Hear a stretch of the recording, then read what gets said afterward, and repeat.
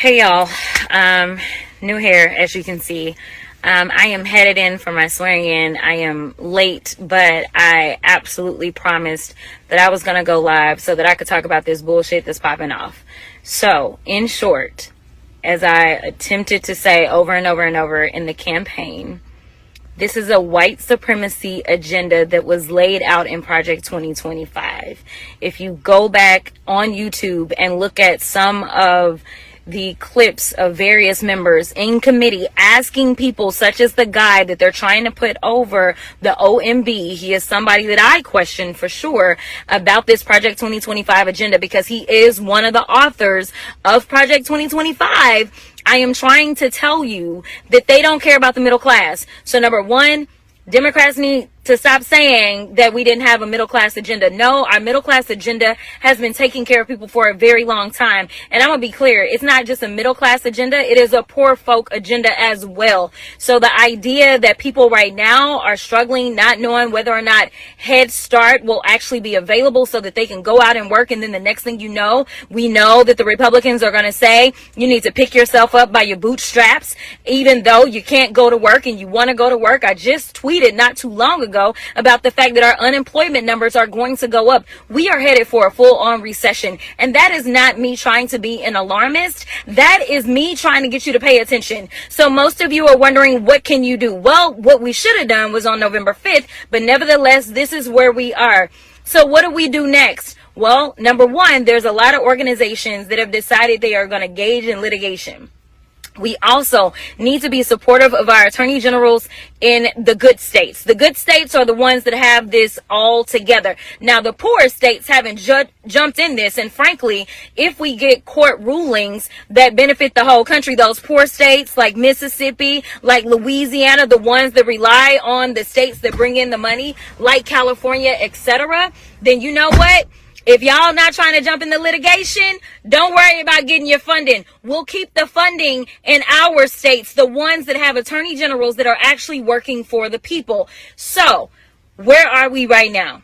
We know that there's been lawsuits filed everywhere.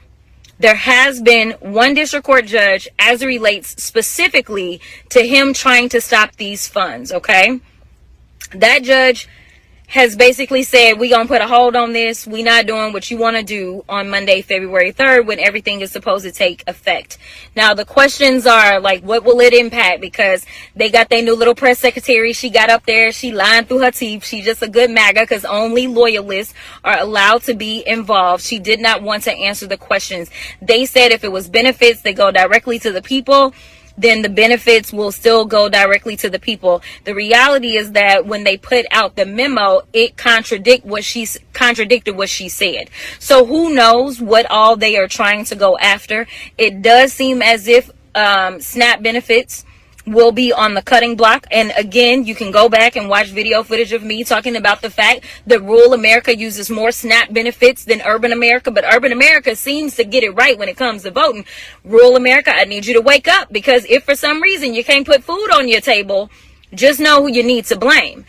In addition to that, there is a question about whether or not housing benefits are going to be under attack. From what I can tell, it looks like if you get a housing voucher, that it may be under attack. We also know that those that typically get rural electric assistance as it relates to being able to pay those bills, as well as LIHEAP, it looks like those are going to be under attack as well. Let me just tell y'all something. He has a track record of bankruptcy. He has a track record of just not paying his bills. Right now, what he is trying to do is run the federal government the exact same way, in a fraudulent way where we don't pay our bills. So on March 14th, mark my words, I could be wrong, but I think we're going to end up shutting down the government. The problems that we keep seeing is that he is trying to test his power. He said that he was going to be a dictator on day one, and that's exactly what we are experiencing, because he decides that his power of the pen should overrule everything else. The reason that he is wrong, in my legal opinion, is that when it comes to appropriations, that is not something that the president does.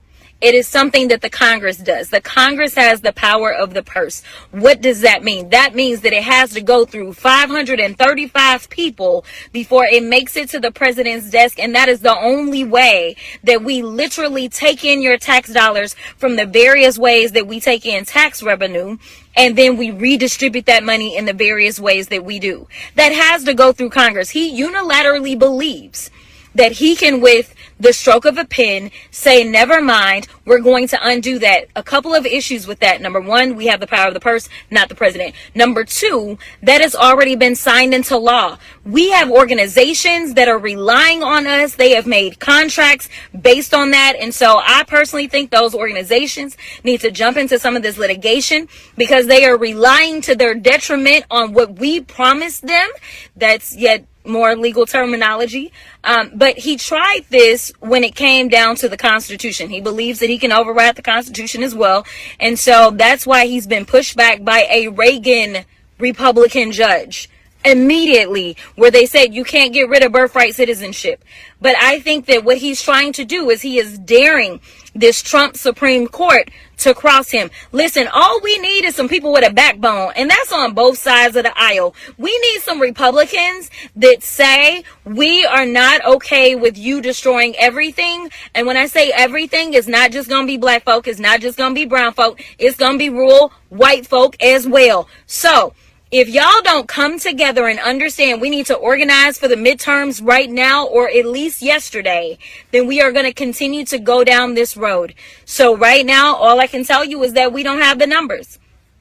I'm going to do everything that I can to say the Democrats need to stand together, and we need not give them anything. Because if they are not promising to do right by us, not to mention, even if we engage in negotiations, if he feels like he can just go ahead and take all the Democratic priorities out of whatever, then we also are going to be losing. So right now, I know everybody is panicking. I know everyone is upset, and I completely understand. All I can tell you is that hopefully we will have some judges, whether they are Democrats or Republican appointees, that will follow the law. This is very simple. What he is doing is lawless. He is lawless, and y'all decided that y'all wanted a thug in chief, and that's exactly what we got. We got somebody that showed y'all he don't have no respect for the law. He will continue to violate the law. He is violating the law. We will see if judges will continue to enable him to violate the law.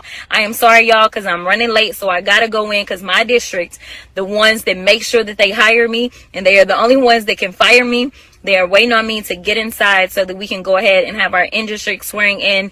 I promise y'all I'm going to do everything that I can to keep you abreast, but it is like drinking from a fire hose, and that is how they operate. They want us to feel the amount of chaos that we feel. They want us to feel like, you know what, all is lost. But we have been here before.